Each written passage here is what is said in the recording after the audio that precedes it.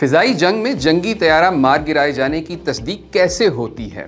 بھارت کے 2 سینئر فضائی افسران کے 2 مختلف دعوے۔ ایک نے کہا 5 پاکستانی طیارے گرائے، دوسرے نے دعویٰ کیا 13 طیارے تباہ کیے۔ لیکن سوال یہ ہے کہ کیا صرف دعویٰ ہی کافی ہوتا ہے؟ کیا بغیر ثبوت کسی جنگی کامیابی کو حقیقت مان لیا جاتا ہے؟ 6 سے 10 مئی کی پاک بھارت کشیدگی کے دوران پاکستان نے دعویٰ کیا کہ اس نے بھارت کے 6 جدید جنگی طیارے مار گرائے ہیں، جن میں 4 رفال بھی شامل تھے۔ بعد ازاں بھارتی chief of defence staff Anil Chauhan نے تسلیم کیا کہ بھارتی طیارے تباہ ہوئے، اگرچہ انہوں نے تعداد نہیں بتائی۔ دوسری جانب بھارتی فضائی قیادت مسلسل مختلف اعداد پیش کرتی رہی، مگر آج تک پاکستان کے کسی تباہ شدہ طیارے کا ملبہ، ویڈیو، سیٹلائٹ تصاویر یا پائلٹ ثبوت کے طور پر سامنے نہیں آ سکا۔ تو پھر کسی جنگی طیارے کے مار گرائے جانے کی تصدیق کیسے ہوتی؟ سب سے بڑا ثبوت ملبہ ہوتا ہے۔ طیارے کے انجن، ونگ یا دیگر حصوں پر موجود سیریل نمبرز اور مینوفیکچرنگ کوڈ سے ماہرین فوراً شناخت کر لیتے ہیں کہ طیارہ کون سا تھا۔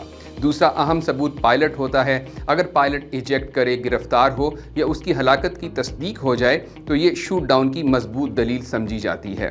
اس کے علاوہ ریڈار اور ایواکس سسٹمز بھی فیصلہ کن کردار ادا کرتے ہیں۔ اگر کوئی طیارہ اچانک ریڈار سے غائب ہو جائے یا اس کی پرواز غیر معمولی انداز میں ختم ہو تو یہ ممکنہ تباہی کا اشارہ ہوتا ہے۔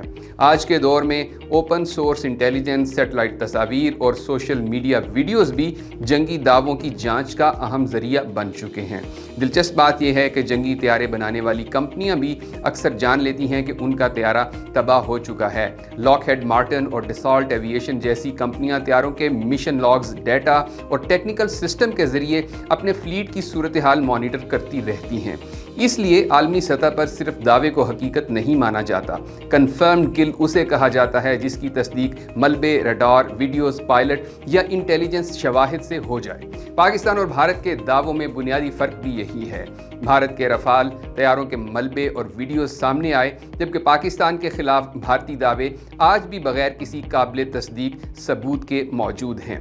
مزید خبروں اور اپڈیٹس کے دیکھتے رہیے وی نیوز.pk۔